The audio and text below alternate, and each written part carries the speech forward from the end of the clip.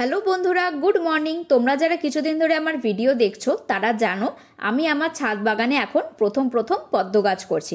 তো রিসেন্টলি এই পদ্ম গাছটা খুব সুন্দর হয়েছে, একসঙ্গে 7-8টা করে কুড়ি এসেছে।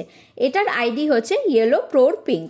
আমি 65 টাকা দিয়ে এই প্লাস্টিকের গামলাটা কিনেছি, মাঝারি সাইজের। কোয়ালিটি খুব একটা ভালো নয়, কেন বলছি সেটা পরেই তোমরা ভিডিওতে বুঝতে পারবে।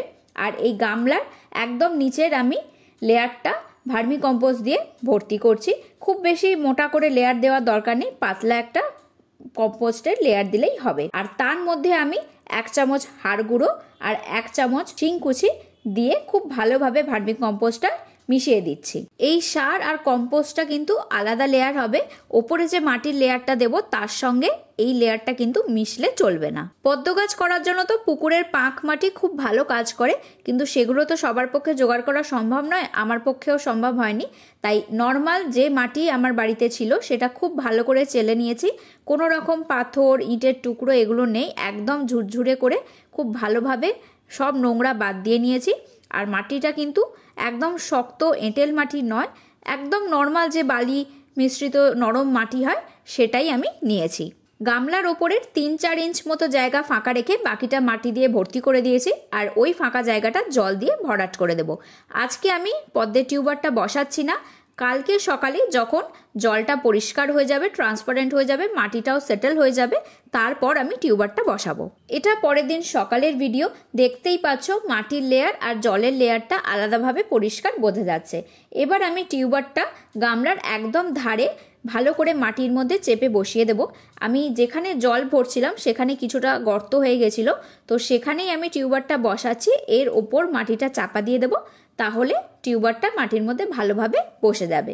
খুব বেশি ভেতরে বসানোর দরকার নেই, টিউবারটা মোটামুটি ভালোভাবে ঢাকা পড়ে গেলেই হবে। আর নোটসগুলো থেকেই নতুন নতুন পাতা বেরোতে শুরু করবে।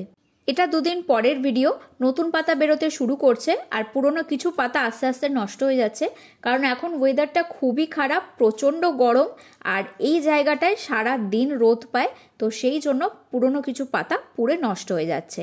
আর দেখতে পাচ্ছ কিছু শ্যাওলা হচ্ছে, সেটা হবেই এখন। যখন পুরো গামলাটা পাতা দিয়ে ভরে যাবে তখন কিন্তু এসব সমস্যা হবে না। গামলার মধ্যে ডাক ফিট নামের কিছু জলজ গাছ আমি দিয়ে দিচ্ছি। এই গাছটা আস্তে আস্তে গামলাটাকে ভরে নেবে আর জলগুলো গরম হাওয়া থেকে বাঁচাবে। মোটামুটি গামলার জলটা ঠান্ডাই থাকবে। এটা 1 মাস পরের ভিডিও, দেখতেই পাচ্ছ অনেকগুলো ভালো হেলদি পাতা এসছে আর একটা ছোট্ট কুঁড়িও এসছে। গাছ বসানোর পর থেকে কিন্তু আমি একদিনও জল ওভারফ্লো করিনি। জলের পরিমাণ যখন কমে যায় আমি তখন জল দিয়ে আবার গামলাটা ভর্তি করে দিই, কারণ রোজ যদি জল ওভারফ্লো করতে হয় তাতে প্রচুর পরিমাণে জল নষ্ট হয়, আর সেটা আমার একদমই পছন্দ নয়। গামলায় যদি এরকম পাতা ভর্তি থাকে তাহলে মশাও ডিম পারে না। যদি কখনো মশা বা পোকা আমি জলের মধ্যে দেখতে পাই তাহলে তখন জলটা ফেলে দিয়ে আবার নতুন জল ভরি, নাহলে কিন্তু এই কাজটা করার কোনো দরকারই হয় না। প্রথম কুড়িটা আসার পর 2-3 দিন খুব ঝড় বৃষ্টি হয়েছে, সেই জন্য কুড়িটা অনেকটাই নষ্ট হয়ে গেছে, তাই প্রথম ফুলটা কিন্তু খুব একটা ভালো দেখতে হয়নি।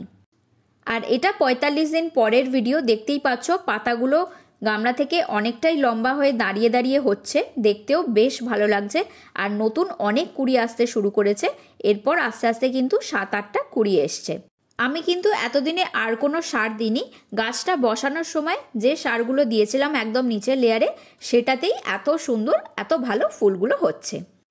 ফাইনালি এটা 50 দিন পরের ভিডিও, দেখতেই পাচ্ছ ফুলগুলো ফুটতে শুরু করে দিয়েছে। কুঁড়ি অবস্থার ফুলটাও কিন্তু দেখতে আমার খুবই ভালো লাগছে। তোমরা এই ভ্যারাইটিটার পদ্ম করতে পারো, খুবই সহজে ইজিলি হবে, আর এটার কিন্তু যত্নও খুব একটা লাগে না। তো আজকের ভিডিওটা আমি এখানেই শেষ করছি, পরের ভিডিওতে খুব তাড়াতাড়ি দেখা হবে।